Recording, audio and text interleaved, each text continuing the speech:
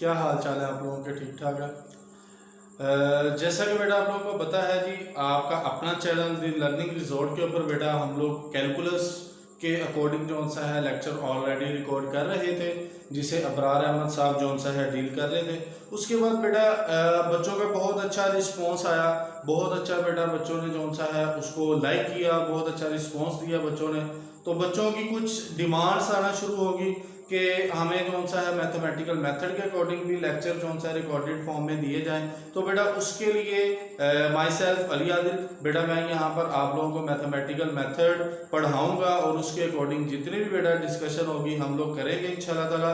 तो बेटा चैनल को लाइक और सब्सक्राइब करना ना भूलिएगा और जल्दी से चैनल को लाइक और सब्सक्राइब कर दें, क्योंकि बेटा यहाँ पर हम बहुत सारी जो सा है मैथ के रिलेटेड वीडियोस अपलोड करेंगे, कॉन्सेप्चुअल वीडियोस अपलोड होंगी और इंशाल्लाह ताला बेटा आप देखेंगे कि यहाँ पर आपको सीखने के लिए बहुत कुछ मिलेगा इंशाल्लाह ताला। तो बेटा स्टार्ट करते हैं जी, टाइम ज़ाया किए भी बिना। हमारे पास बेटा मैथमेटिकल मेथड है जिसके सबसे ज़्यादा डिमांड आई हो बेटा हमारे पास उसका हमने चैप्टर नंबर 4 स्टार्ट किया है, जो कि आपके पास बेटा क्या है, सिस्टम ऑफ लीनियर इक्वेशंस का। आपके पास बेटा जो ये जो सब्जेक्ट है या ये जो बेटा चैप्टर है ये बेटा बीएससी के बच्चों के लिए भी बड़ा इंपॉर्टेंट है और बीएस ऑनर्स के बच्चों के लिए भी बड़ा इंपॉर्टेंट है। बड़ा ही इंपॉर्टेंट टॉपिक है जी हमारे पास सिस्टम ऑफ लीनियर इक्वेशंस का। जब बेटा बात करते हैं सिस्टम ऑफ लीनियर इक्वेशंस की, तो इसकी बात करने से पहले बेटा हमें बात करनी होगी लीनियर इक्वेशंस के ऊपर कि हमारे पास लीनियर इक्वेशन होती क्या है, लीनियर इक्वेशन हमारे पास किस फॉर्म की होती है, किस तरह के उसके अंदर बेटा वेरिएबल्स इन्वॉल्व होते हैं, किस तरह की इक्वेशन हो तो हम उसको लीनियर इक्वेशन कहते हैं। ये आज बेटा हमारी डिस्कशन मेजर डिस्कशन इसके ऊपर है। हमने बेटा सीखना है कि हमारे पास इक्वेशन क्या होती है सबसे पहले, उसके बाद बेटा हमने सीखना है कि लीनियर इक्वेशन हमारे पास क्या होती है। तो बेटा आज इंशाल्लाह ताला आप जो सा है वीडियो को लास्ट तक एंड तक देखिएगा, इंशाल्लाह ताला बेटा आपको आज क्लियर हो जाएगा कि इक्वेशन क्या होती है और बेटा आपको लीनियर इक्वेशन क्या होती है आपके पास। तो स्टार्ट करते हैं जी बेटा। अब मैं बात करने लगा हूं सिस्टम ऑफ लीनियर इक्वेशन, तो उससे पहले मुझे बात करनी होगी किसके ऊपर, लीनियर इक्वेशन के ऊपर। तो लीनियर इक्वेशन पे बात करने से पहले भी बेटा मुझे क्या करना होगा, इक्वेशन के ऊपर डिस्कशन करनी होगी, क्योंकि बेटा हमने आपको कहा है कि हम बाय कॉन्सेप्चुअल चीजों को लेकर चलेंगे कॉन्सेप्ट के साथ। तो उसके लिए लीनियर इक्वेशन को डिस्कस करने के लिए बेटा सबसे पहले मैं क्या करता हूं, इक्वेशन को डिस्कस करता हूं। हमारे पास इक्वेशन क्या है, तो इक्वेशन की बेटा डेफिनेशन लिखते हैं जी। इक्वेशन आपके पास क्या होता है बेटा, एन ओपन सेंटेंस, आपके पास बेटा एक ओपन सेंटेंस है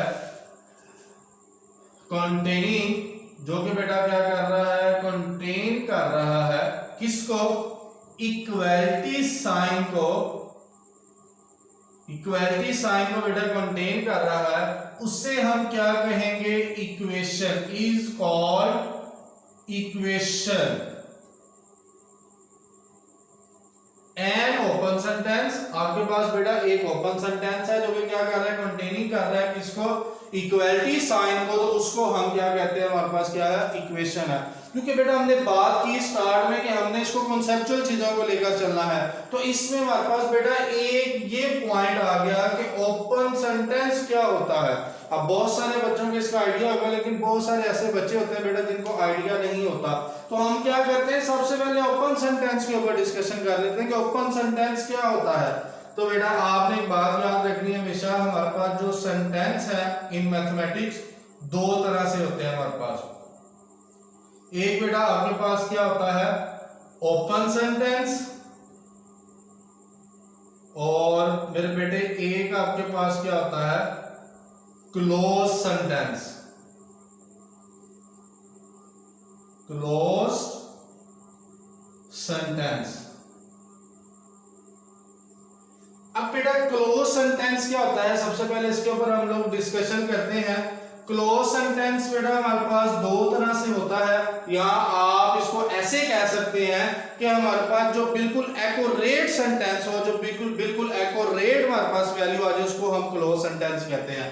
जैसे बेटा मैं कहता हूं कि 2 ग्रेटर देन 0, श्योरिटी के साथ हम कह सकेंगे हमेशा क्या होता है 2 0 से बड़ा होता है, तो ऐसे सेंटेंस को बेटा हम क्या कहते हैं क्लोज सेंटेंस। इसको मैं क्या कह सकता हूँ, ये हमारे पास क्या है ट्रू है, तो हमारे पास बेटा ये ट्रू हो जाएगा तो हम इसको क्या कह देंगे, हमारे पास क्या है क्लोज सेंटेंस। इसी तरह बेटा एक मैं बात करता हूं कि आपके पास क्या आ जाता है कि -3 ग्रेटर देन 0, फॉर एग्जांपल इस तरह से कुछ आपके पास आ जाता है। अब बेटा आपको ये नजर आ रहा है कि 0 तो नेगेटिव वैल्यू से बड़ा होता है, लेकिन यहां पर क्या लिखा हुआ है कि -3 ग्रेटर देन 0, जो कि बेटा हमारे पास क्या है फॉल्स है, जिसकी बेटा हमें श्योरिटी हो सेंटेंस की, या जिस इक्वेशन के अंदर हमें बेटा श्योरिटी आ जाए कि ये हमारे पास इक्वेशन ट्रू हो रही है या फॉल्स हो रही है, उसको बेटा हम क्या कहते हैं क्लोज सेंटेंस कहते हैं, जो हमें श्योर हो बिल्कुल। अब बेटा हम बात करते हैं ओपन सेंटेंस की, तो ओपन सेंटेंस में बेटा क्या होता है हमारे पास जिसकी हमें श्योरिटी ना हो, जिसकी हम श्योरिटी के साथ नहीं कह सकते कि हमारे पास ट्रू है या फॉल्स आएगी, या ये इक्वेशन हमारे पास ट्रू बन जाएगी, मींस के left hand side equal to right hand side आ जाएगी कि नहीं आएगी, जब तक बेटा हम उसको श्योरिटी के साथ ना बता सकते उसे हम ओपन सेंटेंस कहते हैं। अब ओपन सेंटेंस में बेटा होता क्या है कि आपके पास वेरिएबल्स इन्वॉल्व हो जाते हैं, x + y = 0 फॉर एग्जांपल मैं लिख लेता हूं। अब बेटा क्या होगा आपके पास वेरिएबल्स इन्वॉल्व हो गए। अब बेटा आपको नहीं पता कि x की वैल्यू आपने इवन रखनी है कि ऑड रखनी है, या आपने x की वैल्यू कौन सा पॉजिटिव रखनी है कि नेगेटिव रखनी है, y की वैल्यू का आपको भी नहीं पता कि पॉजिटिव रखनी है कि नेगेटिव रखनी है। फॉर एग्जांपल बेटा मैं कह देता हूं कि मैं x की वैल्यू 1 रख लेता हूं और y की वैल्यू मैं 2 रख लेता हूं, तो आपके पास आंसर क्या आ जाएगा 1 + 2 = 0, 3 = 0, जो कि बेटा ऐसा कभी भी नहीं होता, तो हम कह सकते हैं हमारे पास क्या है फॉल्स है। लेकिन अगर यही बार बेटा मैं एक और आपके पास वैल्यू रख लेता हूं x की, मैं x की वैल्यू 1 रख लेता हूं और y की वैल्यू बेटा मैं -1 रख लेता हूं, इसके अंदर पुट करते हैं आपके पास क्या आ जाएगा 1 + -1 = 0, 1 - 1 = 0, 0 = 0। अब बेटा आपके पास ये क्या आ गया है ट्रू आ गया है। तो बेटा अब देखें आप उसको देखते सार नहीं बता सकते थे कि आपके पास ट्रू आएगा कि फॉल्स आएगा, तो ऐसे सेंटेंसेस बेटा जिनको हम श्योरिटी के साथ नहीं बता सकते कि उसके अंदर हमारे पास वैल्यू का आंसर ट्रू आएगा कि फॉल्स आएगा, उसे हम ओपन सेंटेंस कहते हैं। में इक्वेशन की डेफिनेशन में क्या करता है एन ओपन सेंटेंस, आपके पास ये क्या है ओपन सेंटेंस है कंटेनिंग क्या है इक्वालिटी साइन, के अगर उसके अंदर इक्वालिटी साइन हो और वो ओपन सेंटेंस भी हो तो उसको बेटा हम क्या कहते हैं कि हमारे पास क्या है वो इक्वेशन है। तो ये बेटा आपके पास इक्वेशन की डेफिनेशन थी। अब बेटा हम लोग आगे मूव करते हैं टाइम जाया किए बिना, लीनियर इक्वेशन के ऊपर डिस्कशन करते हैं, उसकी बेटा एक फॉर्मल सी डेफिनेशन के ऊपर डिस्कशन हम लोग करते हैं। तो लीनियर का बेटा आपने हमेशा याद रखना है कि हम कह सकते हैं जैसे वन डायमेंशनल के आपके पास वन डायमेंशनल है, फॉर्मल सी डेफिनेशन है बेटा इसकी, उसके ऊपर हम लोग डिस्कशन करते हैं। तो बेटा डेफिनेशन है an equation containing one or more variables, an equation containing one or more variable with exponent of 1 is called linear equation. क्या कह रहा है बेटा डेफिनेशन में कि आपके पास कोई इक्वेशन हो, इक्वेशन की बात बेटा हमने लास्ट में डिस्कशन कर ली है, कंटेनिंग वन और मोर वेरिएबल, एक या एक से ज्यादा वेरिएबल्स हो उसके अंदर, विद एक्सपोनेंट ऑफ 1, उसका जो बेटा एक्सपोनेंट है वो आपके पास क्या आना चाहिए 1 होना चाहिए। अब बेटा एक्सपोनेंट क्या होता है हमारे पास पावर, किसकी पावर वेरिएबल की पावर। वो क्या कह रहा है कि अगर कोई इक्वेशन हो उसमें बेटा वेरिएबल्स इन्वॉल्व हो और उन वेरिएबल की जो पावर है वो आपके पास अगर 1 हो तो उसे हम क्या कहते हैं लीनियर इक्वेशन। तो इसकी बेटा मैं एग्जांपल्स लिखता हूं 2-3 जल्दी से। अब एग्जांपल बेटा हम लिखते हैं x + y = फॉर एग्जांपल -5। उसके बाद बेटा हम एक एग्जांपल लिखते हैं x + y + z = 0। उसके बाद बेटा एक एग्जांपल लिखता हूं 2x1 plus 3x2 minus x3 equal to किसके आ गया 1 के आ गया। तो बेटा आप लोग देख लें कि आपने हमने क्या कहा एन इक्वेशन का क्या मतलब है, ओपन सेंटेंस होना चाहिए और दरमियान में इक्वालिटी का साइन आना चाहिए, वन और मोर वेरिएबल, एक या एक से ज्यादा वेरिएबल्स हो विद एक्सपोनेंट मींस उनकी पावर भी आपके पास क्या होनी चाहिए 1 होनी चाहिए। तो देन हम कह सकते हैं कि हमारे पास क्या है लीनियर इक्वेशन है। तो ये बेटा हमारी आज लीनियर इक्वेशन के ऊपर डिस्कशन थी। उसके बाद बेटा हम आगे मूव करते हैं। अब बेटा हमें डिस्कशन करनी है क्योंकि हमारा जो टॉपिक है वो हमारा क्या है सिस्टम ऑफ लीनियर इक्वेशन। तो बेटा सिस्टम ऑफ लीनियर इक्वेशन की जल्दी से डेफिनेशन देख लेते हैं। हमारे पास है जी सिस्टम ऑफ लीनियर इक्वेशंस। बड़ी ही आसान ही सिंपल सी डेफिनेशन है जी इसकी। तो डेफिनेशन में लिखता हूं इंशाल्लाह ताला, उसके बाद फिर बेटा आपको मैं समझाता हूं, आपको क्लियर हो जाएगी बातें। मेरा बेटा हमेशा से ही मौकफ रहा है कि कॉन्सेप्ट आने चाहिए। तो सिस्टम ऑफ लीनियर इक्वेशन की डेफिनेशन में लिखता हूं कि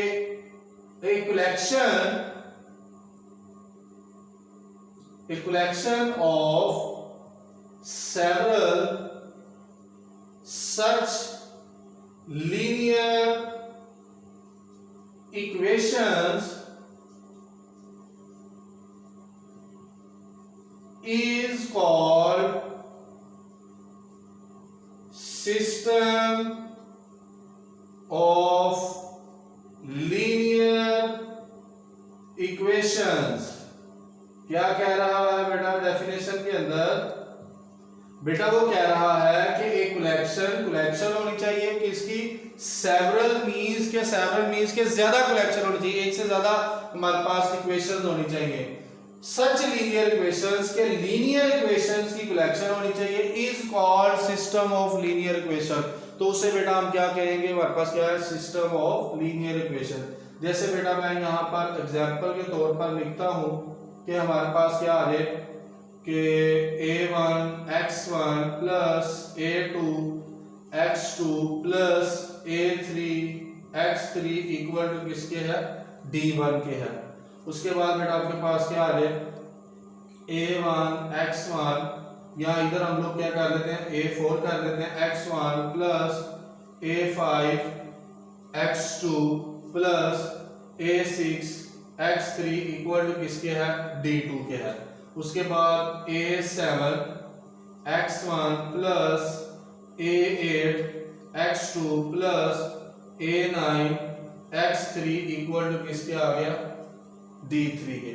कह रहे कलेक्शन होनी चाहिए of several such linear equation के सेवरल मींस के एक से ज्यादा लीनियर इक्वेशंस होने चाहिए हमारे पास इज कॉल्ड, उनको हम क्या कहेंगे सिस्टम ऑफ लीनियर इक्वेशन। तो ये बेटा हमारे पास जो लिखा हुआ है ये हमारे पास क्या है सिस्टम ऑफ लीनियर इक्वेशन। देखिए एक लीनियर इक्वेशन ये है, एक लीनियर इक्वेशन ये है और एक लीनियर इक्वेशन आपके पास ये है।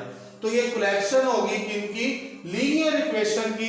तो हम इसको कह सकते हैं ये हमारे पास अब क्या बन गया सिस्टम ऑफ लीनियर इक्वेशन बन गया। तो ये बेटा आपके पास था सिस्टम ऑफ लीनियर इक्वेशन। जी बेटे हम लोग सिस्टम ऑफ लीनियर इक्वेशंस के ऊपर बेटा डिस्कशन कर रहे थे। तो इसमें बेटा एक बड़ा ही इंपॉर्टेंट पॉइंट है जो कि बेटा आप लोग नोट के तौर पर बेशक साथ में लिख लें कि जब हम बेटा सिस्टम ऑफ लीनियर इक्वेशन की बात करते हैं तो उसमें बेटा जो हमारे पास वेरिएबल्स हैं जो आपके पास यहाँ पर जैसे x1 गिवन है, यहाँ पर x2 गिवन है, यहाँ पर x3 गिवन है। तो जब हम एक सिस्टम की बात करते हैं तो जो सेकंड इक्वेशन आएगी उसमें भी x1 x2 x3 ही गिवन होंगे। इसमें x2 है तो इसमें भी x2 होना चाहिए, इसमें भी x2 होना चाहिए। हो सकता है कि ये 0 हो x2 लेकिन हमारे पास वेरिएबल उस पूरे सिस्टम में क्या होना चाहिए सेम होने चाहिए, एक जैसे होने चाहिए। ऐसा नहीं होना चाहिए लेकिन ये भी एक लीनियर इक्वेशन गिवन है, ये भी एक लीनियर इक्वेशन गिवन है, ये भी एक लीनियर इक्वेशन गिवन है। तो ऐसे सिस्टम को हम जो सा है सिस्टम ऑफ लीनियर इक्वेशन नहीं कहते, इसको हम सिस्टम ऑफ लीनियर इक्वेशन नहीं कहेंगे। सिस्टम ऑफ लीनियर इक्वेशन के लिए बेटा जरूरी है कि उसके अंदर जितने भी वेरिएबल्स आपके पास आ रहे हैं वो हर इक्वेशन में क्या होना चाहिए सेम होने चाहिए, उस तरह के ही दूसरी इक्वेशन में भी होने चाहिए। बेटा अब हम मूव करते हैं कि इस सिस्टम ऑफ लीनियर इक्वेशन की मदद से बेटा हम लोग क्या करते हैं कि कोफिशिएंट मैट्रिक्स लिखना सीखते हैं। और कोफिशिएंट मैट्रिक्स लिखते हैं जी x1 के साथ जो वैल्यू होगी उसको बेटा हम लोग लिखेंगे। अब अगर आप देखें तो आपके पास बेटा x1 के साथ जो कांस्टेंट या उसके साथ जो कोफिशिएंट है उसको बेटा आप लिखेंगे, जो कि आपके पास क्या है a1। उसके बाद बेटा x2 के आपके पास क्या है a2। उसके बाद बेटा x3 आपके पास क्या है a3। उसके बाद बेटा आपके पास क्या आ जाएगा a4। सेकंड इक्वेशन की अब हम बात कर रहे हैं तो उसमें x1 के साथ क्या है आपके पास a4, x2 के साथ बेटा आपके पास क्या है a5, x3 के साथ बेटा आपके पास क्या है a6। उसके बाद x1 के साथ फिर आपके पास बेटा क्या आ गया a7, और फिर बेटा आपके पास a8, और मेरे बेटे लास्ट में आपके पास क्या आ गया a9। ये जो बेटा हमने लिखा है इसको हम कहते हैं कोफिशिएंट मैट्रिक्स ऑफ ए, कि ए जो आपके पास ये सिस्टम गिवन है उसका ये बेटा आपके पास क्या है कोफिशिएंट मैट्रिक्स, और x बेटा आपके पास क्या आ जाता है कि जो बेटा आपके पास ये वेरिएबल्स गिवन हो उसको आप बेटा लिख लेते हैं इस तरह से करके कि x1 x2 और लास्ट में क्या है x3, और फिर बेटा हम लोग b लिखते हैं। b आपके पास क्या होता है जो इक्वल टू में आपको वैल्यूज गिवन होती हैं उसको बेटा हम b कहते हैं, तो उसको बेटा आप लोग ऐसे लिख लेते हैं d1 d2 और लास्ट में बेटा आपके पास क्या आ गया d3। तो इस तरह से करके बेटा हम लोग क्या करते हैं कि इस सिस्टम ऑफ लीनियर इक्वेशंस को मैट्रिक्स नोटेशन में कन्वर्ट कर देते हैं। जी बेटा, हमारी डिस्कशन चल रही थी सिस्टम ऑफ लीनियर इक्वेशन के ऊपर, तो बेटा उसके ऊपर मजीद हम डिस्कशन करते हैं। सिस्टम ऑफ लीनियर इक्वेशन को फर्दर बेटा हम दो हिस्सों में जो सा है इसको तकसीम करते हैं। एक बेटा हमारे पास क्या होता है कि होमोजीनियस लीनियर इक्वेशंस, एक हमारे पास बेटा होती हैं होमोजीनियस लीनियर इक्वेशंस, और एक मेरे बेटे हमारे पास होता है non homogeneous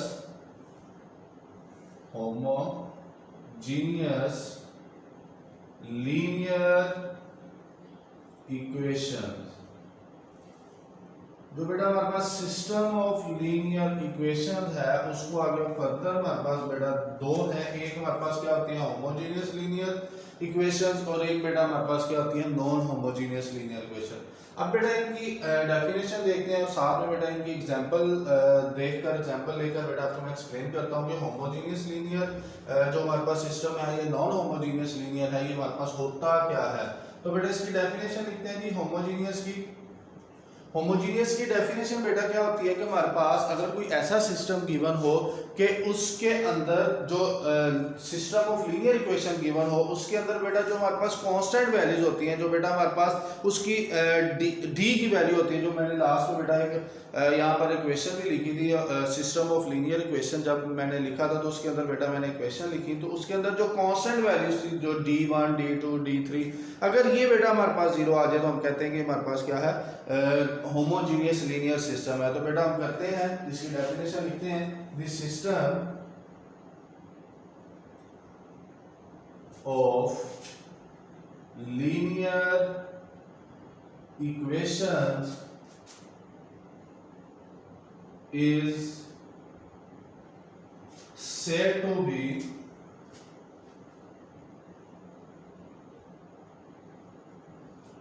homogeneous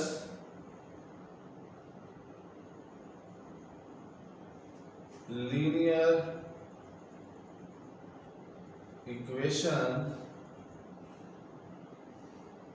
if all of its constant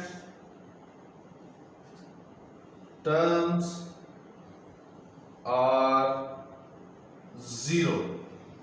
क्या कहता है कि जो सिस्टम ऑफ लीनियर इक्वेशन हमें बेटा गिवन हो हम उसको होमोजीनियस लीनियर इक्वेशन या होमोजीनियस सिस्टम कब कहेंगे, जब उसकी जो कांस्टेंट टर्म्स है वो हमारे पास क्या होनी चाहिए, जीरो होनी चाहिए। अब बेटा इसकी एग्जांपल लेते हैं। एग्जांपल है हमारे पास जी, मैं लिखता हूँ a11 x1 plus a12 x2 plus a13 x3 equal to किसके आ गया, जीरो के आ गया।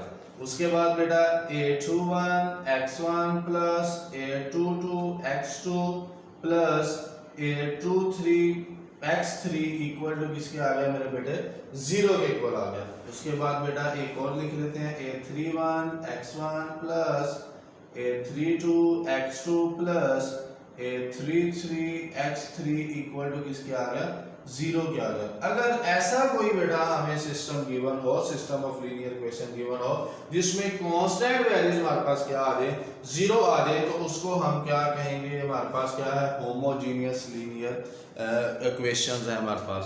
उसके बाद बेटा होपफुली आपको ये समझ लग गई होगी। उसके बाद बेटा हम लोग मूव करते हैं नॉन होमोजीनियस की तरफ। नॉन होमोजीनियस की बड़ी आसान डेफिनेशन है, इसी डेफिनेशन को आप मॉडिफाई कर सकते हैं जहां पर बेटा आपने लिखा है if all of its constant terms are 0, तो यहां पर हम इसको मॉडिफाई कर सकते हैं कि इफ एटलीस्ट वन एलिमेंट या at least one constant term is non zero. अगर एक टर्म बेटा हमारे पास नॉन जीरो होगी तो हम उसको कह सकते हैं हमारे पास क्या है नॉन होमोजीनियस सिस्टम है। तो मैं डेफिनेशन लिखता हूं the system of linear equation या equations is said to be non-homogeneous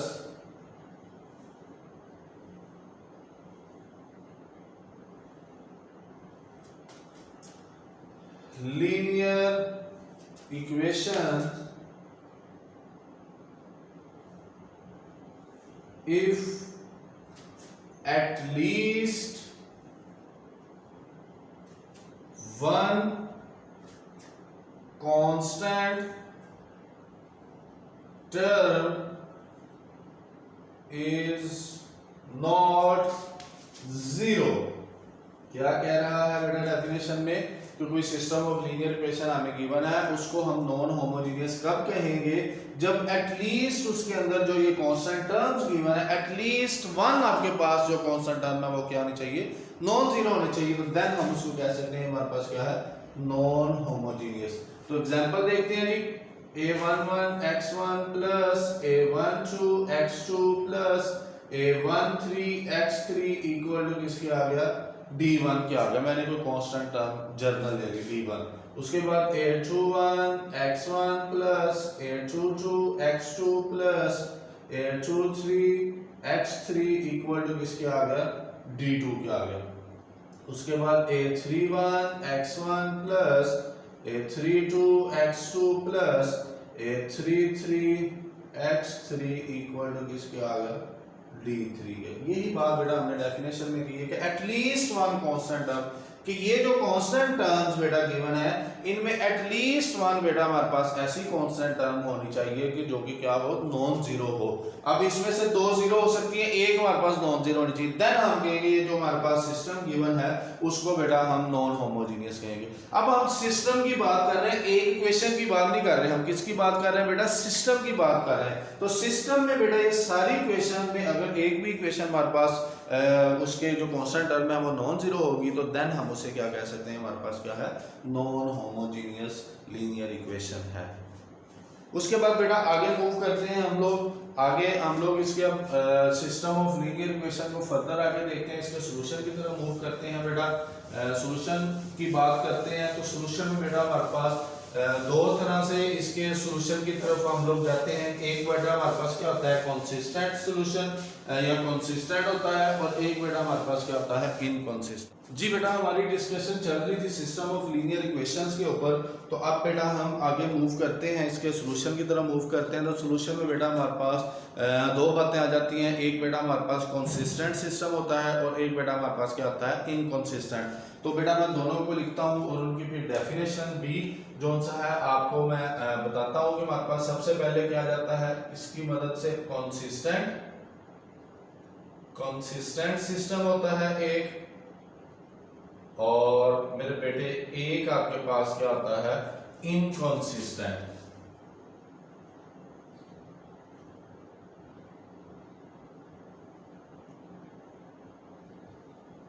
inconsistent system भी चले लिख देता हूं आगे SYSTEM इनकंसिस्टेंट सिस्टम। अब बेटा इनकी मैं डेफिनेशन लिखता हूं और उसके बाद इसको एक्सप्लेन करता हूं इसमें थोड़ा सा बेटा आपको मैं एक्सप्लेन ये कर दूं कि कंसिस्टेंट हमारे पास क्या होता है कि अगर किसी जो हमारे पास system of linear equation given है उसका बेटा सॉल्यूशन एग्जिस्ट करे और वो एक या एक से ज्यादा सॉल्यूशन उसके हों तो बेटा हम उसको क्या कहते हैं, हमारे पास क्या है, कंसिस्टेंट है। अगर बेटा उसका सॉल्यूशन एग्जिस्ट ना करे, हैज नो सॉल्यूशन, उसका कोई सॉल्यूशन नहीं है, तो बेटा उसको हम क्या कहते हैं कि कंसिस्टेंट। तो हम कहते हैं कि system of linear equation is said to be consistent if it has one और मोर सॉल्यूशन। तो ये बेटा इसकी डेफिनेशन है सिंपल सी, a system of linear equations is said to be consistent if it has one or more solutions। क्या कह रहा है कि आपके पास सिस्टम ऑफ लीनियर इक्वेशंस कब कंसिस्टेंट होगा, जब वो एक या एक से ज्यादा आपको सॉल्यूशन दे, तो देन हम कह सकते हैं हमारे पास क्या है, कंसिस्टेंट सिस्टम है। उसके बाद बेटा हमारे पास इनकंसिस्टेंट आ जाता है, उसकी डेफिनेशन देखते हैं जी। वो हमारे पास होता है जी, a system is said to be, या system of linear equations is said to be inconsistent।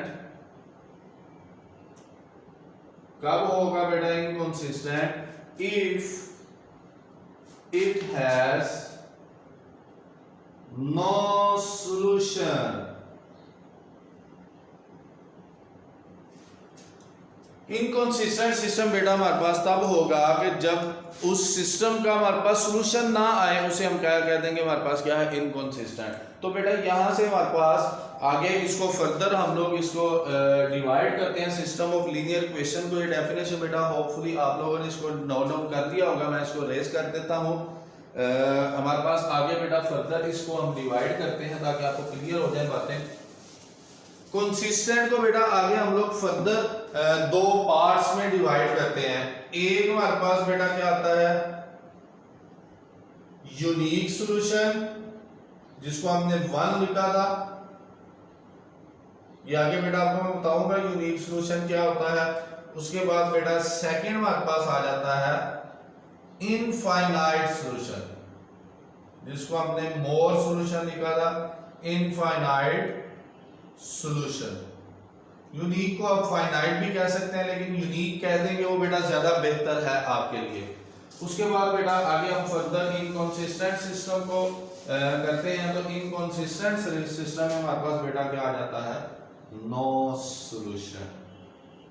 तो ये इसकी एक डायग्राम सी है जो बेटा मैंने कहा कि आपको बनाकर दिखा दूं। सिस्टम ऑफ लीनियर इक्वेशन दो हिस्सों में आ गया, कंसिस्टेंट सिस्टम और इनकंसिस्टेंट सिस्टम। कंसिस्टेंट सिस्टम आगे बेटा मजीद दो हिस्सों में जाएगा, जो कि आपके पास क्या है, यूनिक सॉल्यूशन देता है। यहाँ बेटा आपके पास क्या देता है, इनफाइनाइट सॉल्यूशन। उसके बाद बेटा इनकंसिस्टेंट सिस्टम हमें क्या देता है, नो सॉल्यूशन देता है।